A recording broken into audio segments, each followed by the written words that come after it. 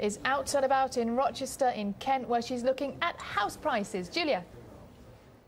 Yes, we are indeed, and house prices, we know, have rocketed over the past 10 years. The average house price increase is now around 204%, yet income only 92% over the past 10 years. Well, what's the problem? Supply and demand. Here in Rochester in Kent, the solution seems to be regeneration. Just take a look at this. This site here is a brownfield site which will be the home of 2,000 new homes, and 25% of which will be affordable housing. But is it the solution? With demand far outstripping supply, it does look as though we are in a very interesting situation at the moment. The UK housing supply is now at a 10-year low. Certainly we've seen around 80 to 100 buyers chasing every single lucrative property which is on the market. The UK needs to build around 220,000 homes every year just to meet demand. But last year we only saw 160,000 new homes built. So of course there was a shortfall of 60,000.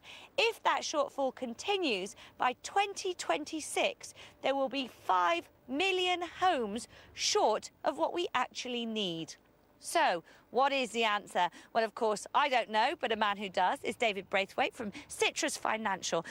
David, what is the answer? How can we get past this problem of demand and supply just not meeting each other? It's difficult if you haven't got the housing infrastructure actually there to start buying in the first place. But what we're finding an awful lot more of now is people are trying to borrow more because, as you say, when demand is far greater than what the supply is, prices tend to go up.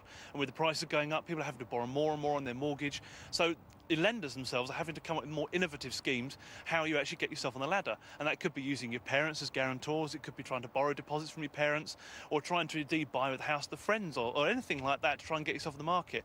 But the trouble is, as you say, is getting started, and that's always the hard part. The key is start saving as soon as you possibly can, really. We've seen lenders say that they'll lend 6 times the average salary now. Is that a difficult position for people to start out in? If they start out with themselves hocked up to the eyeballs, are they ever going to be able to get out of that? It's very difficult, and 6 times salary is a great headline-grabbing rate, but it's not available to everybody. For that sort of deal, that you'd have to put in a substantial deposit, so 25 to 50% of the amount of the purchase price you'd have to put in. So it isn't available to everybody. The danger with this sort of thing is that if house prices crash, or if something happens to your circumstances, you lose your job, you get made redundant, something along those lines happens, it's how you're going to be able to afford those repayments when you are stretching yourself that hard. And that's the difficulty. So I would just urge caution to anybody who's thinking about taking out something along those lines where you're borrowing that much times your salary. Just be very, very careful.